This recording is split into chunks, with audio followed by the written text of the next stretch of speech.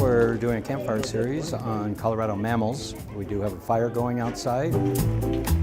We started out with Smores, and we're talking about mammals. Oh, by the way, what is a mammal? We'll be teaching about what a mammal actually is.